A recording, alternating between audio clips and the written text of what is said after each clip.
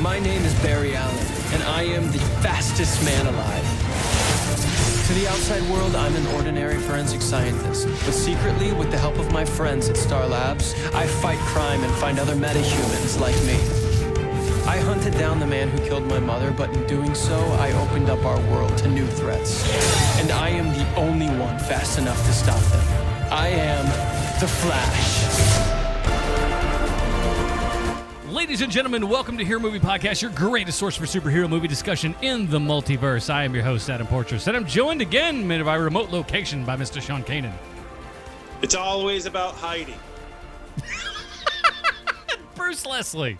I'm a prickly pear, and I'm as fast as Wally West now. We're all a little bit fast like Wally, except for when we're not, because we get a little bit of maybe he's gonna, maybe he's not. What a real kind of... Anyways, we're gonna be talking about The Flash, guys. Season 2, we did a couple of episodes at the beginning of the season, and it's been a while. It's wrapped up and everything, so we wanted to kind of bring you our thoughts on that, because that's, of all the TV shows that are out right now, Netflix notwithstanding, I'd go on a ledge here to say this was probably our favorite show of all the kind of, goings on outside of Netflix. Yeah, would I be wrong in that assumption? I don't know. I like that. That would. You mean the show that we dedicated an entire podcast to? Fair enough. But of the shows we don't have a show dedicated solely to, I would say this is amongst the best. And I want people to check out Chase and Lightning, my new Flash podcast. That's 2 now. You beat me twice, damn it. I told you I'm faster than Wally West. Told you, he is, man. He's on top of it. He's not even letting you get in just a little bit. He's just going, no, you don't. Denied yet again. 5 cups of coffee and a 4-barrel carburetor. That's what I run on. But yeah, man, so Preacher Podcast going strong. So if you guys have come over from the Preacher Podcast and this is your first time listening to HMP, thank you. Welcome. We got a good giant back catalog for you to listen to and everything. A lot of good stuff in there. Not a lot of stinkers, I'd say. And that's just coming from my own professional opinion. And I hate myself. You guys got to know that right off the bat. But people that don't hate us, we got to get into them a little bit. And it's been a while since we've kind of talked about them, but we got to go down to the 5-star reviews on iTunes there. 5 stars, a.k.a. Humdingas. Humdinga? And this one is, I like this one because this is a great name. It's entitled Humming Away. 5 stars. Douglas, and this is the quotes in the middle. Mamamax Nefaria. That is an awesome name.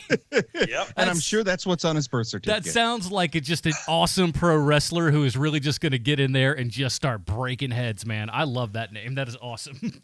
Cheap heat. And it reads as follows. Speaking of Preacher Podcasts and other things, but no, this one's different. Now, I got to say, this is an example of this review here. Found this podcast a few months ago when I was looking for a discussion on the Marvel Cinematic Universe. That sounds familiar.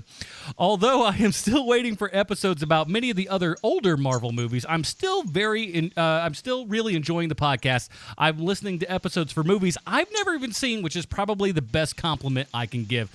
Doug, thank you for that comment, and thank you for being a model citizen, because there's another guy who gave us a review who was looking for the exact same thing but just decided to take a giant dump on us instead. So we thank you for being a level-headed genius person that you are and subscribing and dropping that 5-star review. So thank you, sir. We got another quick one here. This one is entitled, and I want to get it correct here. It's very difficult. A plus plus plus plus plus plus plus plus plus plus plus plus plus. I'm sure there's 15 in there. That's my blood type. All the pluses. This is from January Girl KC, and it just says, love the show. And here's why that's so significant. She actually reviewed Preacher Podcast first. So she's people are coming over. Yeah, man. There's a little bit of a synergy going on here. So those of you who've come from that show, this is going to be a much cleaner show. You can play this one around your kids and stuff, so don't feel bad there. But yeah, man, we get into this and we talk about all the kind of stuff that we talk about. Let's get into Flash Season 2 here. Now, before the show kicks off proper and we get into talking about stuff, we got to go to Bruce here, who's going to give us a little bit of a comic book connection. We've done Flash a couple of times. Brucey, what you got for us this time? Well, I'm going to talk first about Jessie Quick, because Jessie Quick is a DC Comics speedster. Her parents are Johnny Quick and Liberty Bell. rather than Harrison Wells as it is in the show. And she tried for a while to fill her mother's shoes as the second Liberty Bell, but quickly realized, pun intended, by the way, that her father's legacy was the road she must travel. Quickly. Hope you guys are prepared to have a lot of that. Now, a character like Jesse with such an old school golden age heritage surely showed up in the 1940s, right? Well, I'm going to go ahead and tell you you're wrong. She zipped onto the scene during Paul Westerberg's successful solo career, 1992. Though she didn't speed by as fast as Westerberg's relevance, she was a quick hit. Before Jeff Johns brought Barry Allen back from the crisis graveyard, Wally West was the Flash, and Jesse Quick was his sidekick, and I can imagine Linda Park made a lot of comments about Wally running around with fast women. Now, later, she would be part of a revived Justice Society that was written by Jeff Johns and David Goyer. That's kind of like if the Mona Lisa had been painted by Da Vinci and a drunken Labrador Retriever. But now it's important to know that Johnny Quick didn't have the Speed Force the way that Barry and Wally do. Rather, Johnny Quick was able to run fast after reciting the speed formula. For those people at home that are interested, it's 3x2 parentheses 9yz parentheses 4a. And he taught this formula to his daughter to gift her with speed. Now, she had many adventures with the new generations of DC speedsters, and she was cut to the quick. I knew I could shoehorn one more of those in there when Bart Allen died. Now, she continued to try to refine the speed formula as she grew older and later discovered a more powerful recitation. Jesse Quick, Max Mercury, Jay Garrick, Wally West, Bart Allen, Barry Allen, the Speed Force. That is what she would say to make her run fast. Now, she would eventually retire from superheroing in order to raise a family with her husband, Hourman. Now, on the other side of the Wally West coin is the bad guy, Hunter Zolomon, who was Wally's analog to Barry's Thawne. Known as Zoom, he was created by Jeff Johns without any assistance of the world's third most successful nincompoop, David Goyer. And it turns out Hunter's father was a serial killer who murdered Hunter's mom when she discovered his evil misdeeds. Now, Hunter became obsessed with understanding the criminal mind to stop people like his father, and he joined the FBI. Now, this really sounds like an alternative backstory to the one Johns created for Barry in Flash Rebirth, but it takes a dark turn. After a botched investigation results in the death of his girlfriend's father, Hunter is booted from the bureau. He got a job as a criminal profile for the Keystone City Police Department and fast became friends with Wally West. But he always resented being stuck behind a desk, and he would scream out, "Darn that Espinoza!" Anyway, Zolomon was severely injured in an attack by Gorilla Grodd. He asked Wally West to use the time-traveling cosmic treadmill in the Flash Museum to prevent this from occurring, but West refused, saying that he could not risk damaging the time stream. This led Hunter to break into the museum, and he attempted to use the treadmill himself. Well, the resulting explosion destroyed the museum, and it shifted Zolomon's connection to time. His power was described by Jay Garrick as him being derailed from the timeline by the explosion, thus allowing Zolomon to alter the speed at which he could move in time, giving him the effect of super speed. The best description of Zoom's powers is that he doesn't go fast, he makes everyone else slow down, showing that Johns has a better grasp on what a reverse Flash should be than John Broome ever did. Now, Zolomon decided that if he became the new Zoom and caused a great tragedy in Wally's life, this would help the Flash become a better hero, and that seems to be a familiar theme that's carried over to this series. Now, some people go all willy-nilly using the names Reverse Flash, Zoom, and Professor Zoom interchangeably, but I prefer to use Reverse Flash only for Thawne, Zoom for Zolomon, and I like to reserve Professor Zoom for Matt Smith when he's running to class because he's late to give a lecture. Now, does everyone have their scorecard? Did everyone follow all of that as easily as you possibly can? I hope so, because there will be a test at the end. You're no grade on the curve here either. If you don't know the answer, pick Gorilla Grodd. That's Gorilla my Grodd is always the answer. But here's the thing, man. So last we left on this podcast, I think we only talked about the first, 6 episodes? So we have 20 some odd. Yeah, but I kind of streamlined it down to the last 8 because that's sort of what we usually do is sort of focus on the last 8, and that's really where the final story arc comes into play. Yeah, that's where your big stuff kind of comes in. As we kind of left and everything, obviously we've got Jay coming in and just like, oh, I'm here from the other planet, and we gotta go get Zoom. And, once we get near the end of the season, kind of this final closing story arc, like I said, the last 8 episodes, one of the things that gets introduced, I think it's about mid-season when they go to Earth 2 for the first time, is we find out there's a mysterious man in a mask, and his story kind of unfolds in these final episodes of the season, right? Yeah. But here's the big thing. So, this is where everything kind of, it seems like we're kind of building to something. The end of season 1 was gigantic. Him just the portal of Earth 2 opening up and everything.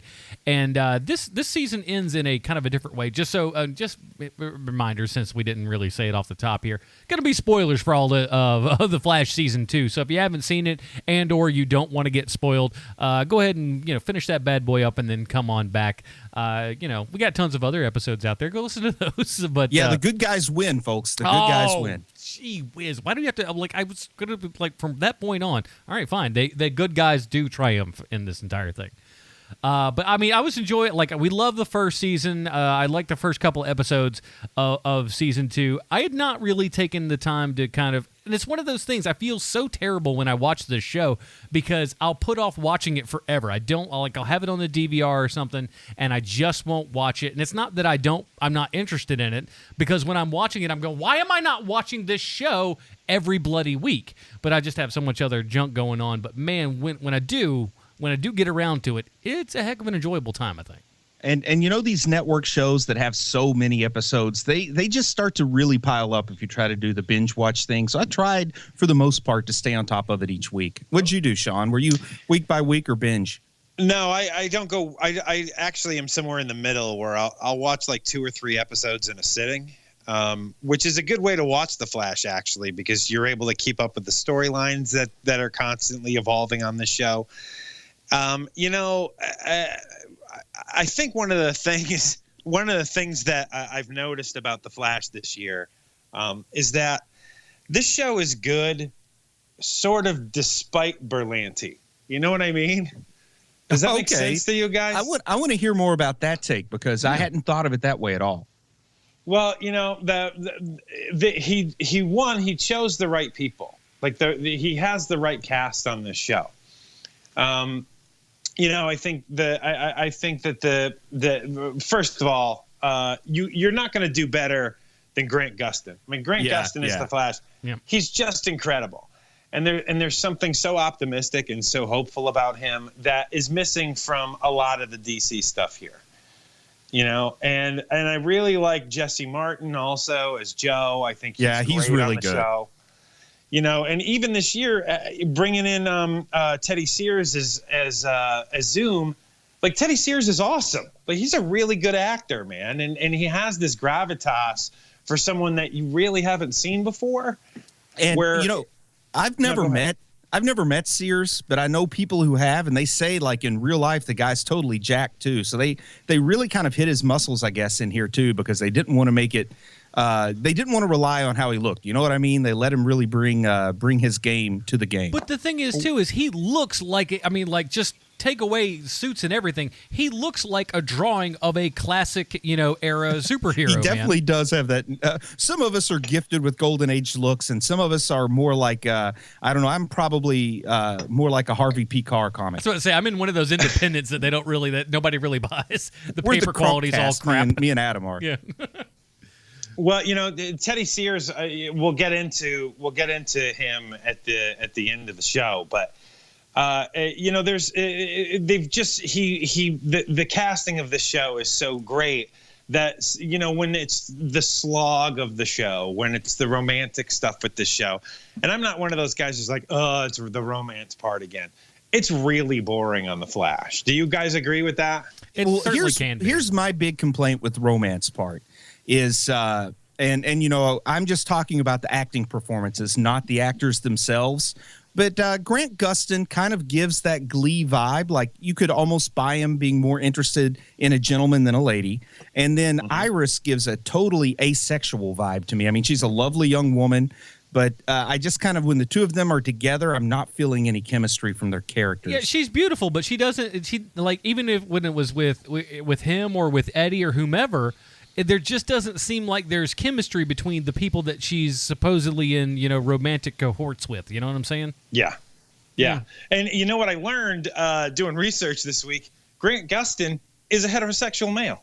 Well, I assumed he was, but I'm just saying maybe it's the Glee baggage or it's hard to believe that actually there are nice guys out there, but just the vibe he gives off on the show is a little it's not quite asexual like Iris West is, but it's not what you'd expect maybe from your classic leading man. I only seen about 4 episodes of Glee. What was his character on that? He wasn't the wheelchair kid. I don't know, kid, was man. he? I haven't seen an episode of Glee. I just know he was on it. I seen like 3 or 4 episodes of it. I mean, I was like, okay, well, it's kind of like fun, and then I was just like, well, this is getting old rather quick, and then stopped. So.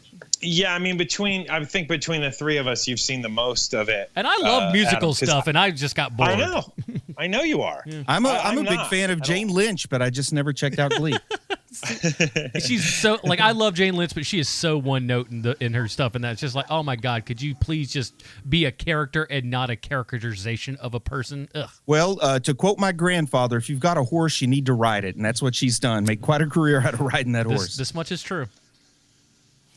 This has been your Gleecast talk for the week. Boy, I didn't expect this to go in that direction. I didn't either.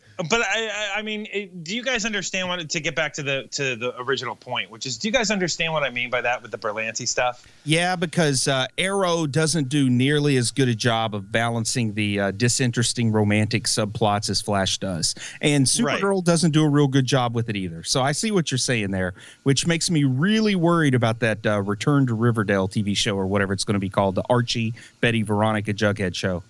I still, again, I ask consistently every single time, who wants this?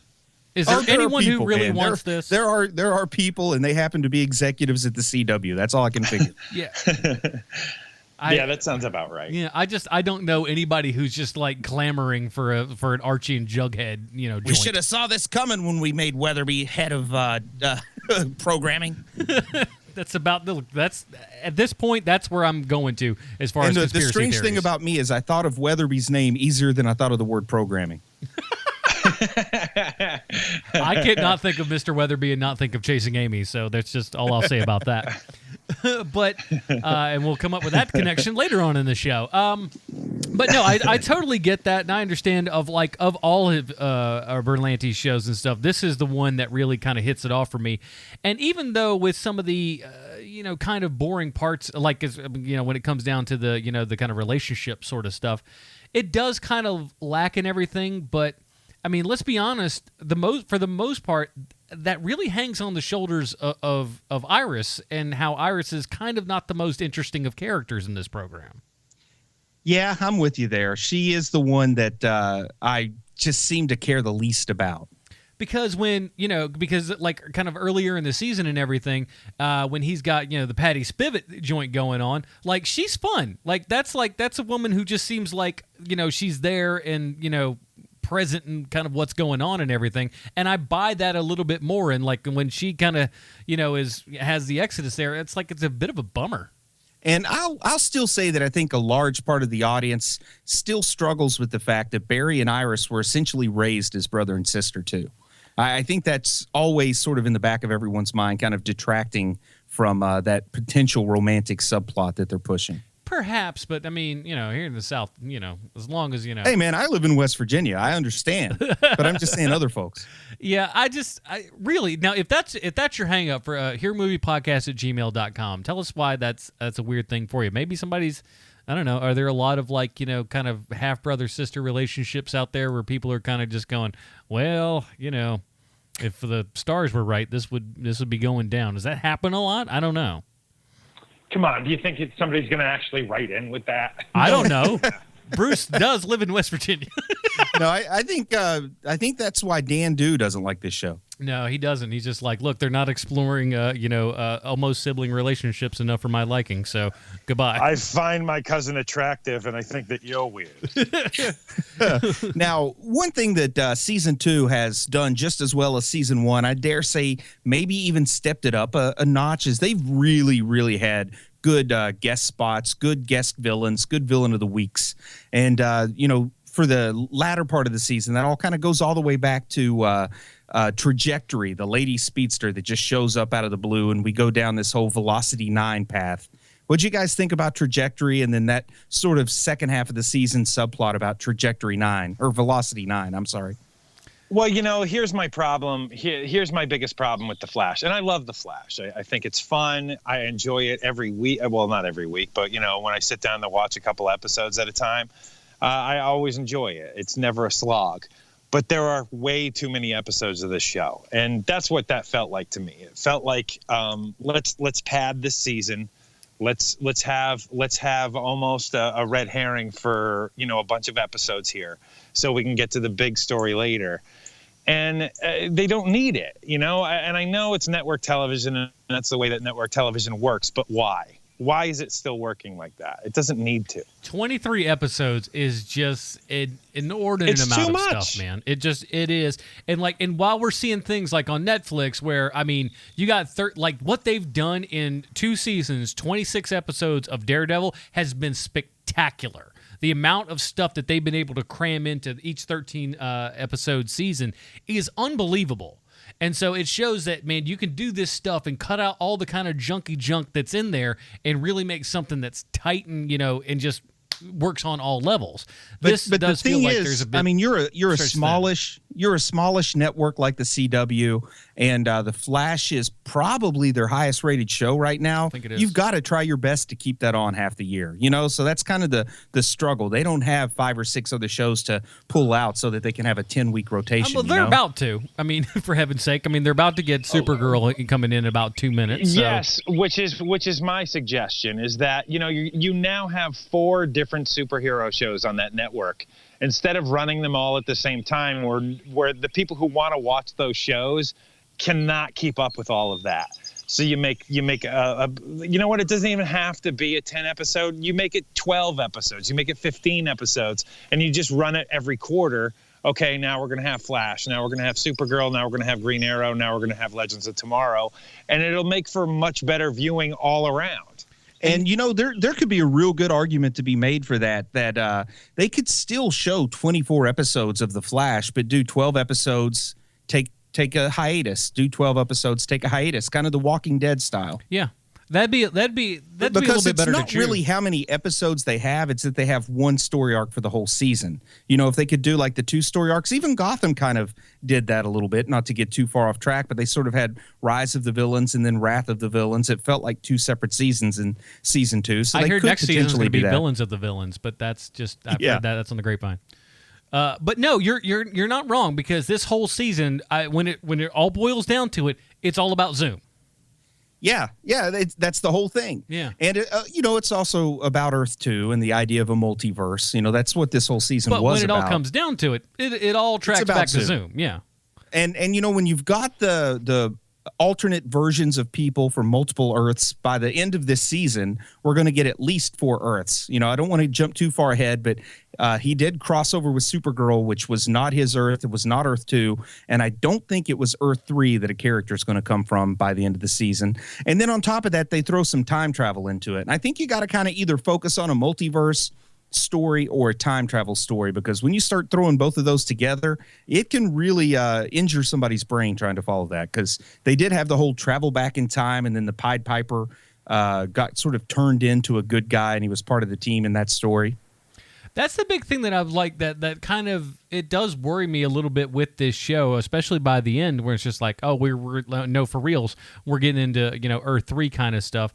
And that's because it lends back to what I think is one of the most frustrating things about DC is the multiverse stuff. It's cool for like some stories, but man, oh man, to keep your head wrapped around all the stuff in the right way, it just becomes a giant pain in the neck to do. And like, I just don't dig it. It's too much work. Have that be a couple stories and stuff, and keep us in, Earth Prime here proper. You know what I'm saying? I just don't know that we need all of that all the damn time, And I've always thought the concept of a multiverse works best when you're limited to two. Like initially in the Silver Age, there was Earth 1 and Earth 2, and Earth 2 was sort of a way to explain all those Golden Age characters and stories that had changed once the Silver Age hit. And then Marvel did a real good job with the 616 and the 1610. But then when you start throwing them in there, it's just the easiest thing in the world to do, then instead of making one universe richer, you just dilute a whole bunch of universes. I feel like that. Well, then you got to go back and then you got to make all the adjustments and stuff, and then it just becomes a what's canon, what's not, what is this, what is that, and it just gets to be so convoluted and messy. And now I don't feel like they're going down that alley just yet with Flash, but I feel that if they don't, they're totally going down it by the end of the season. But if they don't watch themselves, they're going to get into a giant mess of hullabaloo that just means like nothing to most people. And here's a big thing, man. While the show is popular on CW and everything, the goal of every single show out there is to gain more people every week. They want to keep what they've got, but they're always wanting to gain on top and stuff as well, because that's how they can go back to the advertisers and say, hey, we've got more people, give us more money, and then you become more successful. So, but and even if it's not about growth, there are people that are going to fall off of any show, so you want to be able to have some pickups to take the place. Yeah, exactly. You got to get new people in there, but if you go off and going like, which of the 5 Earths are we talking about right now, you are going to alienate a lot of people, and it's going to be like walking in the middle of a Dungeons & Dragons game going, I don't know what the heck any of this stuff is, and then they'll just leave. Yeah, you're right, man. You're right. And, thankfully things like On Demand and Hulu and stuff make it easier to get caught up on a season. But once you get past about 8 episodes, if you haven't jumped on, it starts to get real hard to catch up. Yeah, but don't you guys think that the way that they left the season, the way that they ended the second season, it seems like everything is going to get a lot more simplified, especially if they're going the way that it looks like they're going on this show, because there's going to be this big mystery to start off season 3. And it could get a lot more complicated. There's 2 ways to look at that. And then I've got some meta knowledge once we get to the end of the series. And I want to talk about what a weird choice that was compared to the comic book alternative of The Flash and what's going on with him right now. So we'll get to that.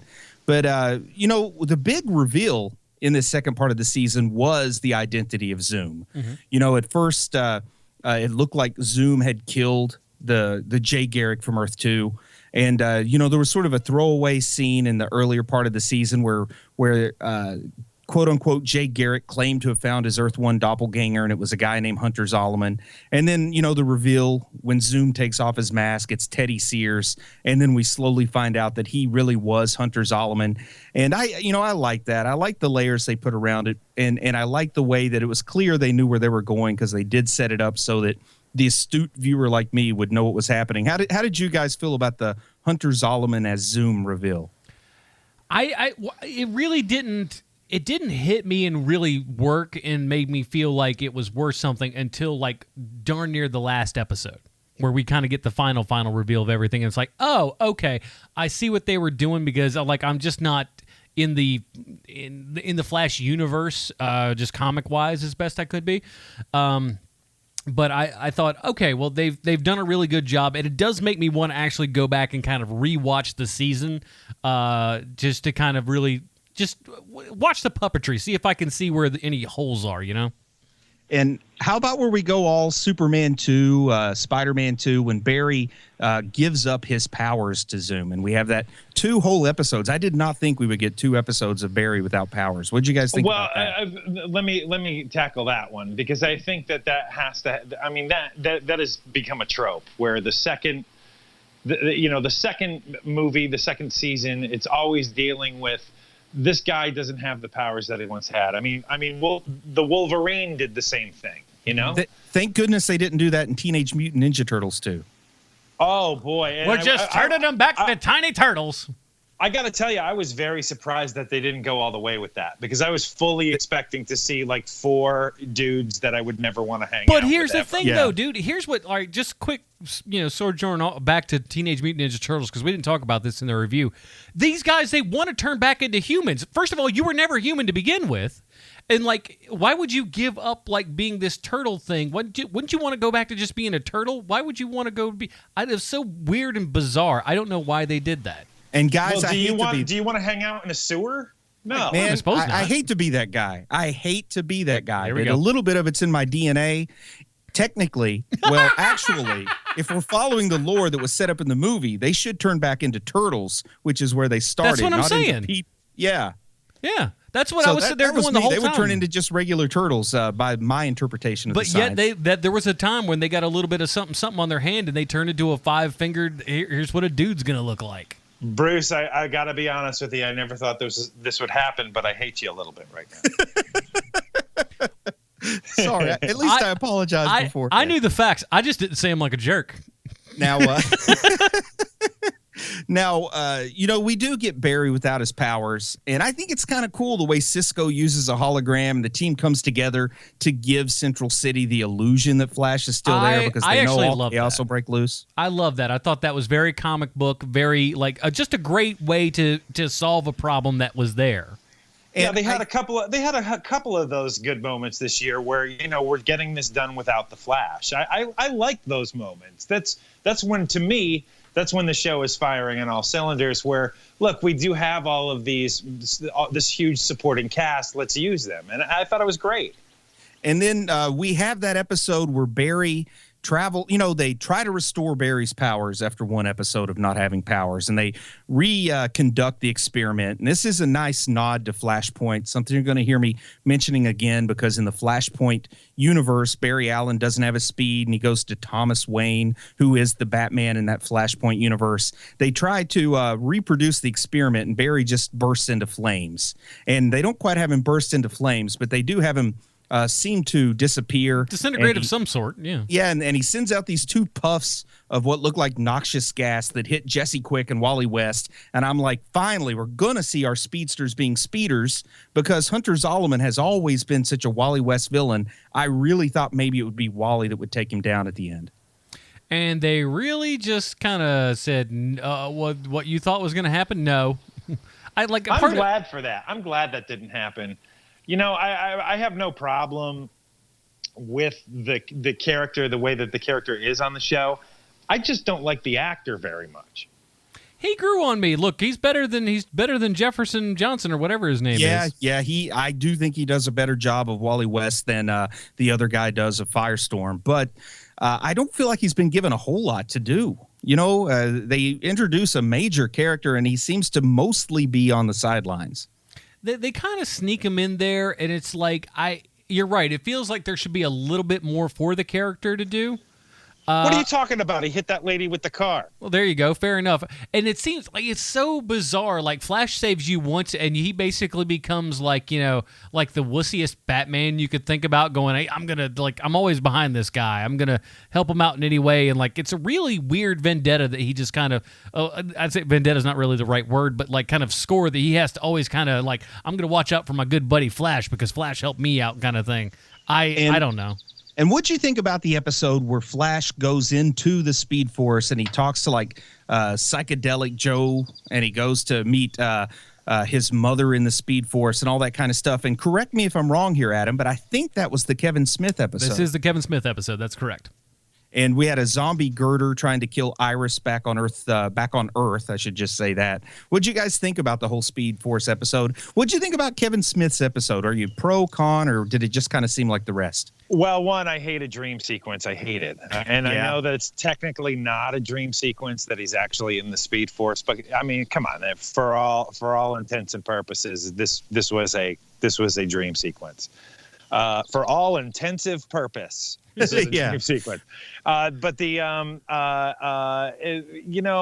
liked this the first time when I saw it in Contact. Am I right, fellas? Yeah, well, it's not far. I mean, it's fine. It works fine.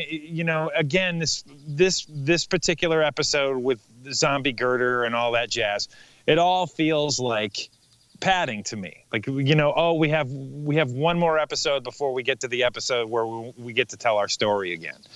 And I'm sorry, go ahead. And Kevin Smith's a big DC fan, a big supporter of the Warner Brothers properties, and they give him an episode to direct, and they make it kind of a weird episode, and maybe they thought it was a good fit, but I kind of wish he'd gotten his chance at just a more straightforward episode as well. Well, it looks like he's going to, because everybody, all reports are, is everyone had a blast with him. He was really easy to work with and everything, and they've invited him back to do at least one more episode on season 3, or maybe even more than that. So, for a guy who's if his pitch for the TV series Buckaroo Banzai gets picked up, he may not be available. He's doing Mallrats. Please say that again, just like David Chin does. Please say that phrase again. Are you talking to me? Yeah, I'm talking to you. Oh, man, I don't know how he would say it. You do it, No, Adam. you just did it. You just said You just did it. You say Buckaroo Banzai again for me. Buckaroo Banzai. I don't know. I don't know how I said He it. said it very David Chin-esque like that. Yeah, I love he that. did. Didn't he? He did. There's a weird accent. There's just a weird kind of just like, that's not how really you say that. No. Good try. But, look, man, from everything that I've heard, and this is all firsthand. This isn't like a friend of a friend. This is my ex-wife. Ha ha.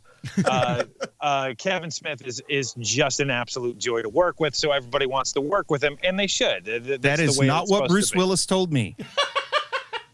Bruce Willis is a cranky old man who is just in it for the money at this point. He does not care at all about your dumb movie. No.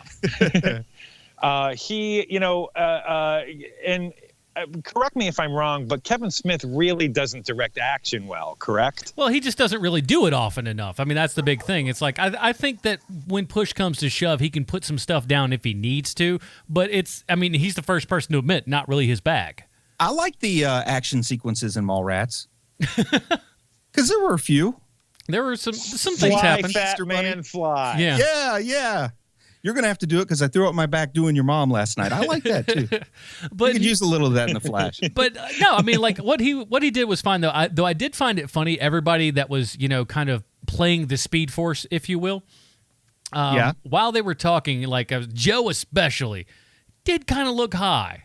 Everybody just had that kind of like, everybody was smiling just a little bit. Their eyes were closed just a touch too much. I'm just like, he just go like, hey man, just so act like you're high when you're doing this. Because that's kind of what it seemed like. Everybody was acting fairly normal, maybe a little bit more cheery than usual because maybe the Speed Force doesn't know how to act properly or something. I don't know.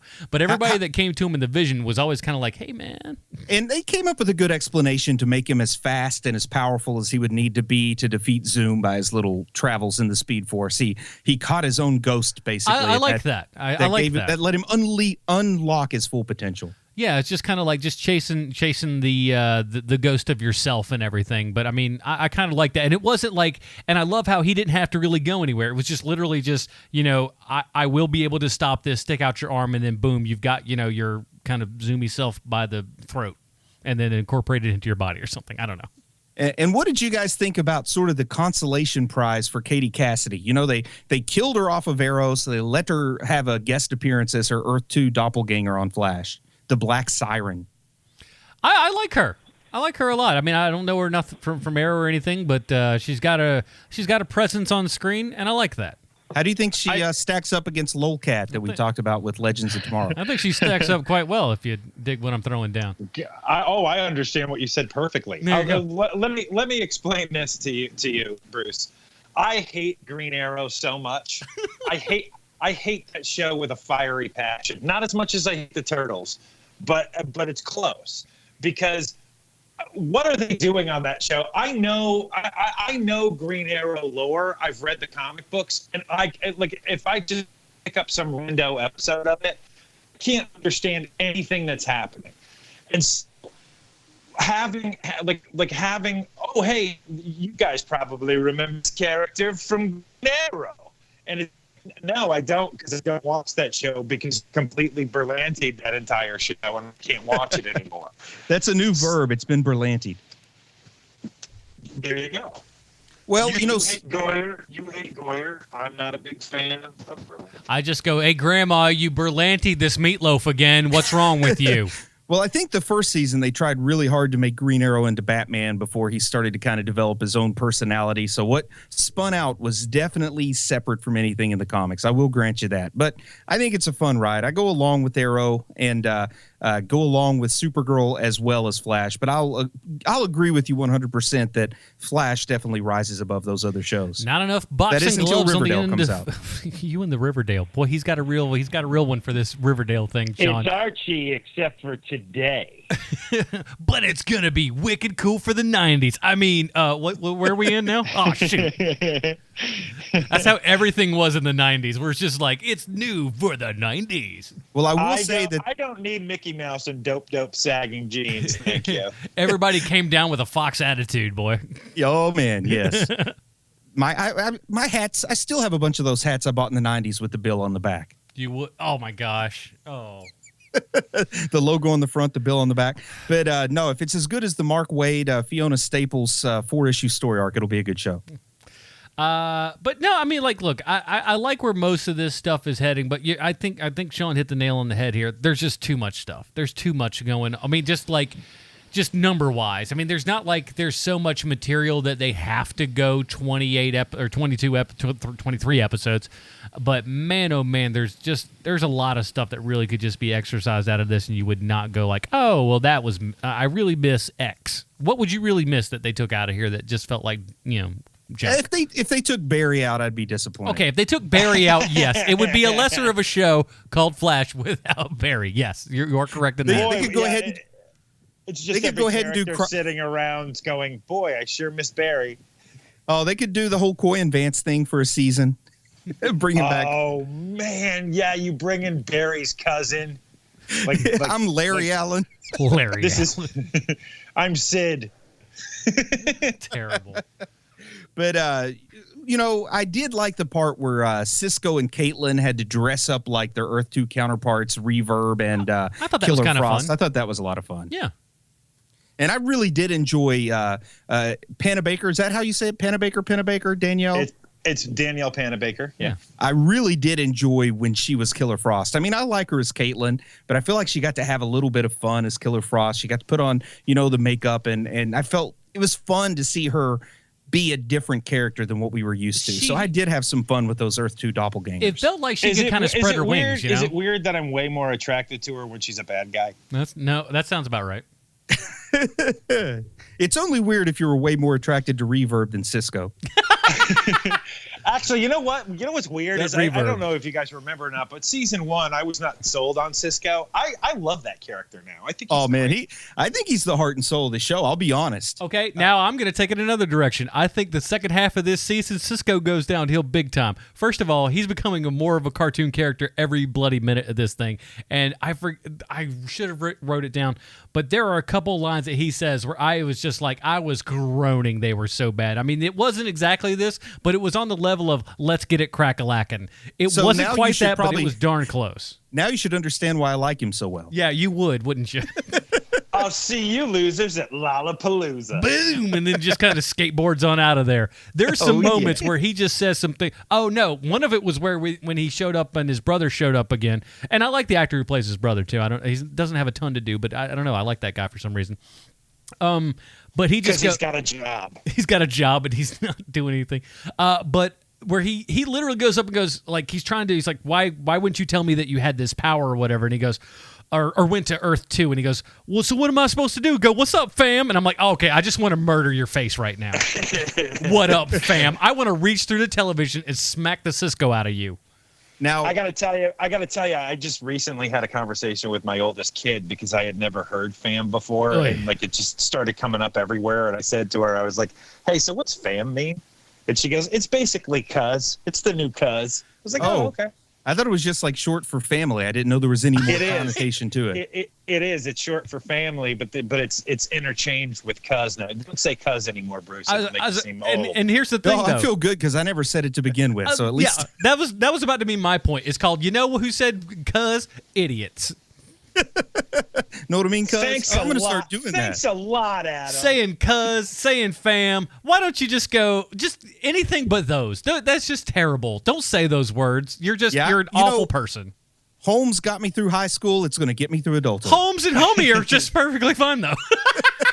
That's the odd part. I'm cool with. I do like to say bro. Bro's fine. Bro's better than fam. Fam, I prefer what bro the crap to bra, is that? too. Yeah, well, bra just seems like that's almost when you're trying to become almost a caricature of somebody who says stupid crap like that. To me, that's kind of fine because you're pointing out the fact that what you're saying is stupid. I don't care. The only time I ever say bra is when I go, can't skip leg day, bro. Yeah. It doesn't matter what the person who says it looks like. I immediately see Dog the Bounty Hunter. Yeah. go with Christ. They just smoke a cigarette. Now, in the next to last episode, John Wesley Shipp has started to play into it heavily again, and we get to see Zoom murder Henry Allen, John Wesley Shipp's character. And at that moment, I had suspicions on who the Man in the Mask was, but once John Wesley Shipp was killed off, I knew that he was going to be the Man in the Mask. Did you guys kind of feel that way too? The exact second you see that spit go through his back, it was like, oh, yeah. I'll be honest, like a lot of it I thought was at the same time too, because the actor himself, like, because the second he gets busted out of the joint, he's just like, well, Barry, I'm going off into the wilderness, i.e. they can't pay me enough money to stick around here long enough, so peace out, and then just kind of left and everything. And then so he finally comes back and goes, you know what, guys, I'm going to be sticking around a little bit more. Stabby McStabberson, I guess they still cannot afford to pay him on a per episode basis, so he's out of here. So that was the first thought that I had, was just called, oh man, they're killing this cat off because they can't afford to pay him anymore. Man, I can't imagine that he's that expensive. I can't either, but yet at the same time, they keep finding ways to go, well, let's get him out of here. Well, maybe he's got other obligations. What else is he shooting? I'm not sure, but he's a super cool guy, man. I did get to meet him once, and he loves to talk about the time he spent with Mark Hamill back on the original Flash show, and I just think it's cool that we're going to get to see him with his racing stripes again. I have a good feeling. Yeah. I mean, I like to see that was him. Like, to me, him coming around and everything, that made the story feel a little bit more whole. And I like how it was such an emotional thing for Barry to see his father murdered in front of him, which was a big thing, man. And that whole ordeal was done really, really well. And then this guy coming back who looks exactly like your dad and has these powers and stuff, I thought it was a really awesome way to kind of end everything up here and just leave us on a very cool note. And he makes the better. part that I'm not getting. So this is the part I'm not getting about it. So if he is Jay Garrick 3, then why is Henry West not Jay Garrick? Well, here's how I interpret that. Earth 3 doesn't mirror Earth 1 as closely as Earth 2 does. It's a whole digit away. So make a copy of a copy. And then, he did reveal that his mother's maiden name was Garrick earlier in the series. Henry Allen did. So maybe his mother had a child out of wedlock and she gave him the name Jay because maybe his father on Earth 1 chose the name Henry. So even though they have mirrored DNA, they don't have mirrored histories. I see. And also, a point I want to make is I love John Wesley Shipp as Jay Garrick because I like the idea of Jay Garrick being an old guy. He's the old timer that Flash can go to a certain questions. He's like the father figure for Flash already. So having John Wesley Shipp play him, plus it's a great nod. Now to it's going to feel Flash real. series. Now it's going to be a really real father experience going up to. It's like, oh, that is kind of my dad. I don't know how season 3 is going to go. By the way, this wrapped up, and we're not ready to talk about that just yet. But if there's room for Jay Garrick of Earth 3 to take on the original Trickster of Earth 1, and they bring Mark Hamill back, and we get just a big reunion show, that'll be great. Holy crap! I didn't even think. Right, and they will totally do that on this show. Yeah, because that is the photograph that I got autographed, was from the '90s Flash, where it's got John Wesley Shipp and Mark Hamill standing side by side, and I got John Wesley Shipp to autograph it. I haven't ran into Hamill yet, but I keep my eye out for him. Mark Hamill really seems to dig doing the role, like, come the second time around and everything. So I wouldn't put it past. Yes, man. He you never know, man. He had a lot of fun with it. He's seems to be getting more active since the Force Awakens. He was in Kingsman. He had his Force Awakens thing. He's doing the voice work again for Joker. He's done 2 or 3 episodes of Flash now. So yeah, I think we could absolutely see that. Thanks for finally getting off your keister, Hamill. No, I'm kidding. The man has earned a right to do what he wants. He made Corvette Summer, for heaven's sake. Yeah, that's right. Lest we all forget. He was MacGyver. Yes, the Guyver. I forgot about that one. Now, the season finale, this final episode of the season, is going to be probably a polarizing one, at least at the beginning. But man, this is a Saturday morning cartoon show from the 80s setup where they're going to settle their differences with a race. and the fastest one is the winner. You know what I mean? Like, that's how they're going to settle the battle. That comes straight out of a Silver Age comic or an 80s cartoon, right? The hilarious part is, like, we're not going around the Earth. We're going around this loop we made.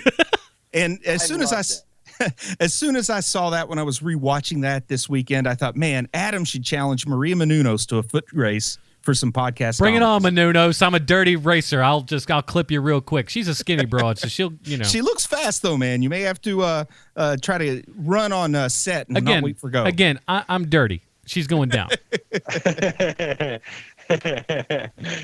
Yeah, but Zoom wants Barry to race him. It's the previews for it. When you see it, it seems like just the classic Silver Age setup where they're just going to race and the loser's going to lose with dignity. But of course, Zoom stole something called a Magnetar from Mercury Labs, and how many times did they say Magnetar in this episode? I'm almost like, did someone make a bet?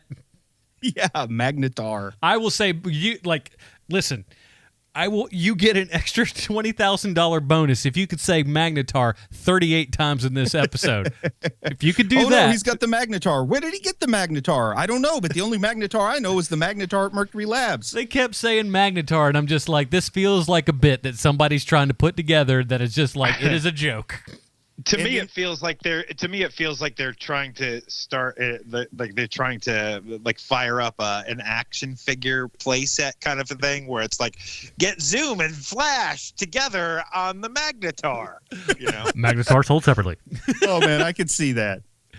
But no, I mean it was very neat. I mean, I still cannot believe how well they do all the speed stuff within this show. That still astounds me every time of how well they're doing it, both the fast stuff and then the kind of slowing down of time and everything. They've really gotten a handle on it, especially this season and everything. And I think they're doing such a last darn good episode job.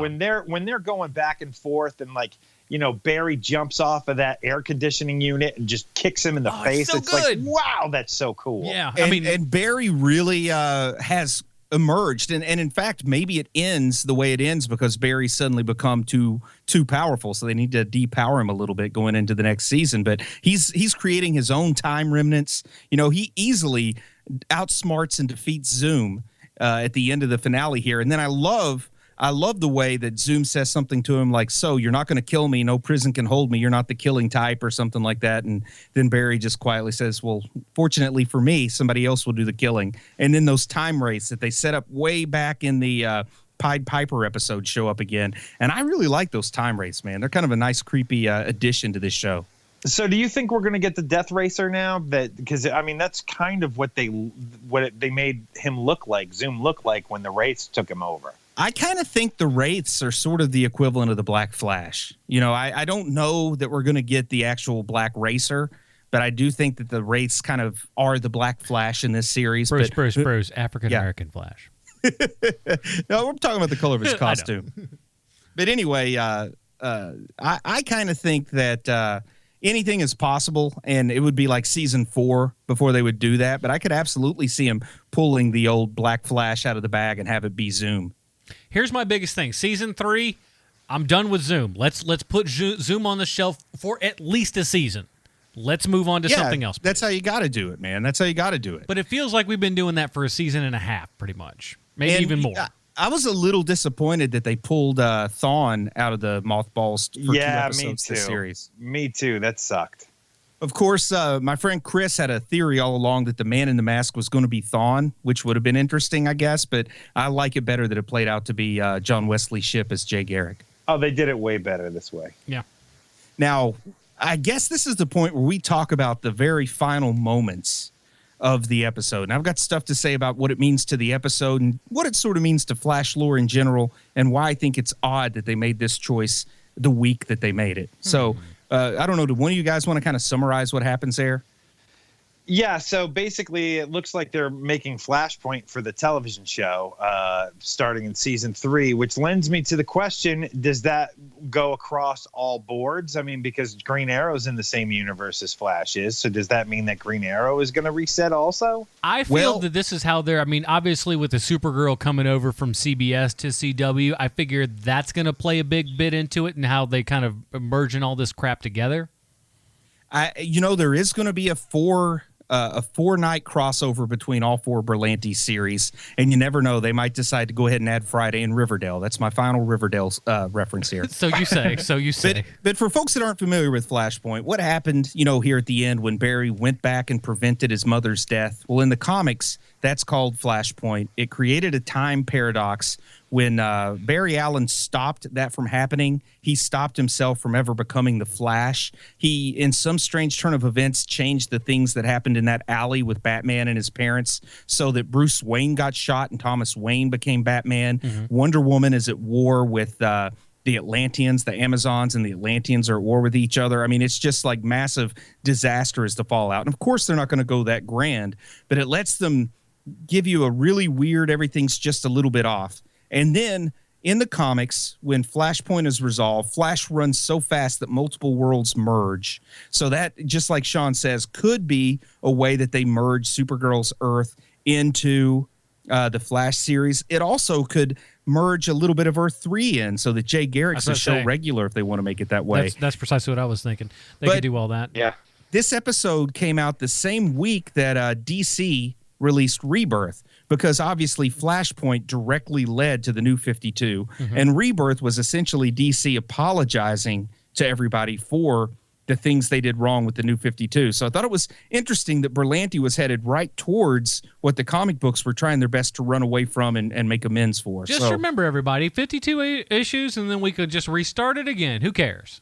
And 52 episodes is less than one season right now, right? As many About as they this have. point. Yeah. That's what it feels like. But it absolutely could bring in some Earth 3 and Earth 2 people if they wanted to do that. And it could bring Supergirl into this world. And then it would be a real nice way to play with the cast of Legends of Tomorrow, because maybe they will be the ones that have to help straighten out all this Flashpoint madness. Because just imagine if he goes and somehow the Flashpoint events merge Supergirl into this so that we I kind of like that. I like that as an idea, because that's a time travel based program and everything, but to have them kind of be the janitors of Barry's kind of nonsense and stuff. And then have things just crazy on Arrow, like Oliver Queen suddenly still the spoiled rich kid and he never became a hero. And there's got to be somebody who remembers, which would be Barry, I guess. And then somehow, Rip Hunt, I don't know if it would be Rip now or if it'd be Hourman. It looks like the new cast member that they introduced at the end of Legends of Tomorrow. But they would see what's going on, and I could see that being the crossovers. We get to see this weird stuff happening on each show, and then at Legends of Tomorrow they set things straight. Because the only guy who remembers is going to be Psycho Pirate. Well, that was a deep cut, Adam. That was a super deep cut. Yeah. And I did indeed read that they had cast a Psycho Pirate, so maybe that'll work out. But I mean, I feel like that's kind of their big thing ultimately, and what all this is leading to is really them having all of these shows try to be as cohesive as they possibly can. Because let's be honest, Flash is their kind of golden child in this. Even though Arrow was the first one, this is the one that really caught on and really made people go like, "Oh, this is a thing." We definitely are on track with this, and I think that's what they need to use that to be the big spoke in the wheel to make everything run and put everything together so they can all live in harmony. And hopefully, my guess is that they want you to watch all the shows, and so they're going to try to interconnect them as much as possible, just like comic books do, where they're just like, we have a 78-issue tie-in. I hope you can read all of them. They're going to be $8 a piece, and you're going to take a second mortgage out on your house. But so you read Civil War also? Yes. So I feel like that's what they're gonna try to aim to do, is be like, hey, let's make everything so cohesive and stuff that you almost feel like obliged to have to watch the other shows really to get the whole breadth of things. That's a guess. And I gotta tell you from my perspective, if you have more Flash in either of the three shows, I'm gonna watch those shows. Yeah. And this could be another chance to bring back a little Matt Ryan as Constantine again, too, because people had a lot of fun with him when he showed up on Arrow this season. Son, that would be awesome. They need to do more of that. But honestly, like even before Flash came out, when he had a couple of quickies there in the Arrow show, that's the only time when I was flipping through and I'm just like, because I'd already seen promos stuff of Grant Gustin as the Flash and everything. I'm like, oh, this is the kid that's going to play the Flash, and then it's like, oh, this is even before all that stuff happened. So I was more interested in Arrow on account of the Flash even before he truly became the Flash. So yeah, you're right. I think they need to dust him throughout from all the stuff. Grant, you're going to have a lot of work to do, my friend. They did show Barry Allen's origin story on Arrow. Sometimes I forget about that. Yeah. So I'm like, I hope they can continue to do that. And I think The Flash may be the best entry point to really start getting us to care about these other shows more. So no, that's not a bad plan. Do you have anything else, Bruce? Because I feel like you've got maybe something in the pocket, or no? No, I think that's really what I wanted to cover there was the fact that it was odd to me that they're running headfirst into New 52 as DC Entertainment's running headfirst out of it. And I also, way back when we reviewed the first season, Sean had sort of predicted they would do a Flashpoint and merge things, but I kind of thought they'd keep that in their pocket a little bit longer. So I was surprised to see it come out this soon. I'm just glad you're staying away from the movies. But the reason why I thought that they were keeping that in their pocket was so that they could fix the movie universe. But they don't care about that. Seem like that's happening. I totally thought that too, especially after Batman v Superman. Maybe that is what they'll do before Justice League comes out. I have no idea. It's so bizarre what they're kind of sort of doing. I will say this: the only big part that I was, we got to see Barry kind of like, see him save his mother and everything, and then open the door and fade away. Never once did we play Johnny B. Good on the guitar in front of people, so I was a little bit upset about that. But other than that, big mistake. Sometimes you can't hit them all out of the park, Berlanti. It's okay. We get that. But speaking about hitting it out of the park, we need to find out how a man who hits it out of the park every bloody time he's on the screen connects to this show. How does Sylvester Stallone connect to the Flash? Hey, that was a good segue, Adam. That's a pro right there. Thank you, Adam. I have a prepared statement. Oh, okay. Teddy Sears played Jay Garrick Zoom on The Flash Season 2, and he was good.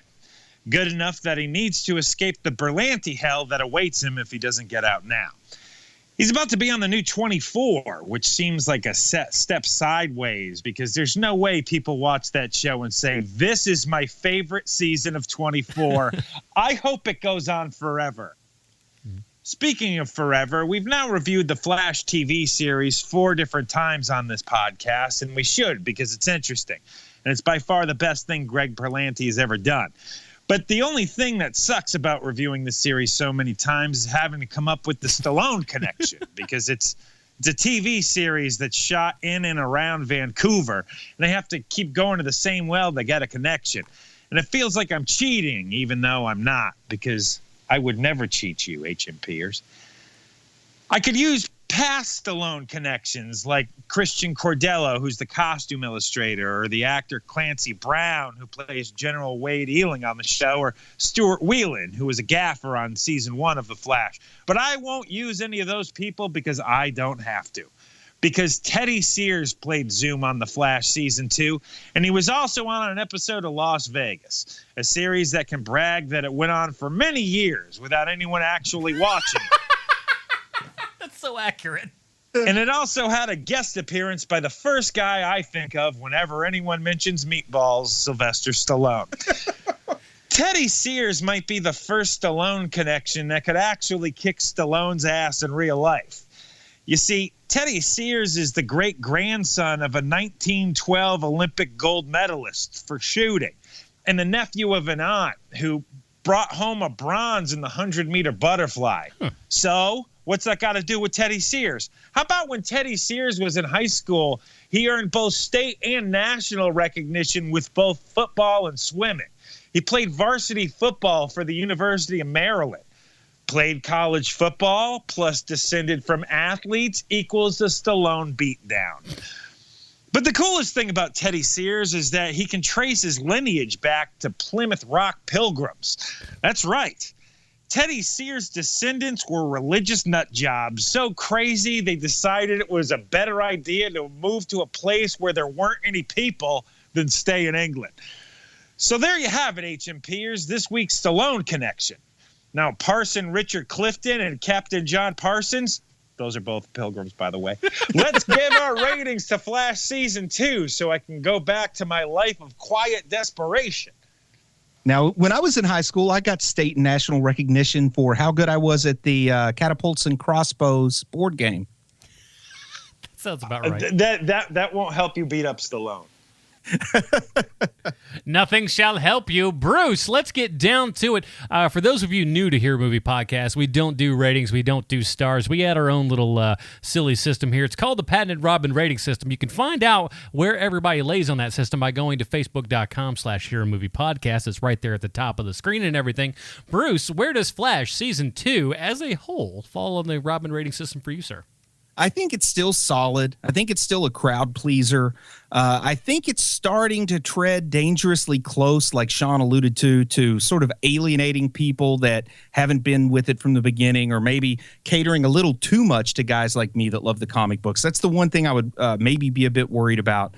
But I do still think it's a solid Tim Drake series, and I really look forward to seeing what comes next.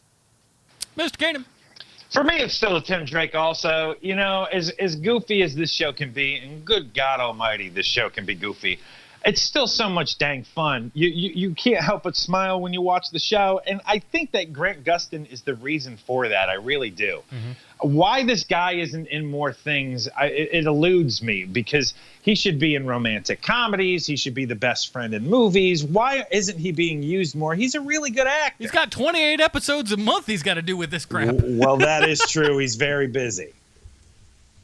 Yeah, it's Tim Drake's all around here. I still thoroughly enjoy this show, and like I said previously, it's like I get to the point where I've got so many in the bank and everything, and I really start asking myself, why am I not watching this every week? And I realize I have 3 podcasts, and I watch 87 movies a week, so I don't have a whole heck of a lot of time. But I enjoy it when I do watch them and everything, and I'm going to really try to get kind of do Sean wise and do about 2 or 3 at a time here. I think it might be a little bit more digestible than going, oh, I have 4 days to watch 20 episodes. Let's make this happen. That's a little bit, sometimes it can be a little bit daunting that way. Yeah, man, when you watch it the way that I watch it, it's like a gift for yourself. It really is. Yeah, I really need to kind of adopt that for season 3 and everything, but I'm excited for season 3, and I can't give of all, like I said, all the Berlanti stuff. This is the most it's reached its goal faster than anybody else, I think, and I think that's a big statement to them. And you're right, I think Grant Gustin is a big giant part of that, and why so many people are just going, Ezra Miller, I don't care who that is, I've got a Flash, thank you very much. So that says a lot about your stuff, man. When everybody just goes, I don't know who this kid is, but he ain't my Flash. That's a big thing, man. And so I think he's really ingratiated himself to fans and stuff. So I'm excited for that, and I'm excited to see where this thing goes. And if they can have all these balls in the air and make sure that they all land in the proper spots and everything. So excited about that. That's it, everybody. Thanks for listening and everything. We don't know what we're going to do next week, but Bruce is going to be in town, so we're going to have everybody in studio, man. It's going to be a time. Heck yeah. Gonna be a very fun, interesting time here and everything. So if next week you were out at Heroes, hard to find, the Heroes Convention here in Charlotte, hit us up, man. Hit us on the tweets or whatever. We will come by. We will say hello and shake your hand and go like, thank you for listening to our program. You mean the world to us, because you do. And so we appreciate that, man. So hit us up and let us know, and we will say hi, shake some hands, and if you got a baby, Bruce will kiss it. And that's weird. Oh, but no guarantees. Your baby has to be vaccinated. Please, at least for the what do you call it there, polio. Yeah, I don't want to get baby rabies. No baby rabies. Baby rabies or no, but so we'll be doing some stuff here and everything. So we got a lot of things on the plate for you, but you can find that by facebook.com/Hero Movie Podcast to get all the latest updates and everything. Speaking of updates, Bruce, where can we go for the most updated information for you, sir, on the internets? Chubby Wizard, man. Chubby Wizard is your portal to portly prestidigitation. It's a show about comic books stuff, and other magical things. Find it at chubbywizard.com, iTunes, Stitcher, and, of course, the second most important service, Google Play Music. Oh, man, I got to get the Google Play crap for this show. You just reminded me again of another someone else is going to be like, hey, dummy, you didn't do the stuff yet. Keenan, where can we find your stuff, man? Google Play. I hate your guts. I'm on Twitter as Hero Movie Sean. I have this really, really successful podcast, way more successful than this podcast, called Preacher Podcast. You should check that out. And you can find my YouTube channel, which is the least successful thing I do. Angry Gay Spider-Man on YouTube. Seriously, people, get on Angry Gay Spider-Man. There's good stuff in there, and make the man want to make 1 billion of these. Come on now, it's too good of entertainment for you to give up. Honest to goodness, and it's like, you know what you really need to do with this, Sean, and I can't believe I'm coming up with this now on the show. You need to put a Vine account for that. Oh, you're right. Oh, that's perfect. Why are you not doing a Vine account? That's perfect. We're going to get on that after the show. And, of course, my other podcast, The Film Find at thefilmfind.com. We took a week off, but don't worry. You're getting a double episode this week. We got so much crap to talk about. It is absolutely ridiculous. Why do you have a double episode? Because we missed last week, man. I got 6 movies to talk about. I don't have a life or friends or family or anything. I think we're going to just devote 2 whole episodes to Warcraft. Oh, my gosh. Man, the things I have to say about that movie, thefilmfind.com, everybody. So go ahead and do that. And Preacher Podcast, of course. Thank you, those of you that have come over from that show. And if you haven't given that show a listen, go ahead and do that. There's only 3 episodes by the time that you're listening to this, so you can catch up super, super quick. It's really easy. The show is actually the most successful thing that any of us have done, and it's all thanks to you guys and going out there giving reviews on iTunes and all that kind of good stuff. Do that for this show as well. It's the most successful podcast I've ever had. It's not the most successful thing. Whatever. You know what I was talking about. I meant in the realm of podcasting. Fine. Your children are better than our podcast. All right? Good. I wasn't talking about them, but sure. I was trying to make it nice. I was trying to, I knew that wasn't where you were going, but I'm like, I'm going to try to make this as nice as I can. All I could think is if the thousands of patients who've had surgery from me thought the podcast was the best thing I'd ever done. You're just sitting there just going, do you want this to be successful? I need a review on iTunes, please. I came for the eye surgery. I'm staying for the podcast. Oh man, if I could record straight from the operating room, I got to work on that. Or I've got to Zoom. Pipe it in, man. Just pipe it into the room and just be like, "Do you enjoy this? You should." Because otherwise, who knows what could happen here? I don't know. Oh man! But why don't you just do all that kind of stuff? HearMoviePodcast.com. You guys all know all the links and everything. That is it. Join us next week when we're talking about who knows, but everybody's going to be in studio and it's going to be one heck of a time here. So for Bruce Leslie, Sean Keenan, I'm Adam Portrais. Stay super, everybody. Bye, Marty.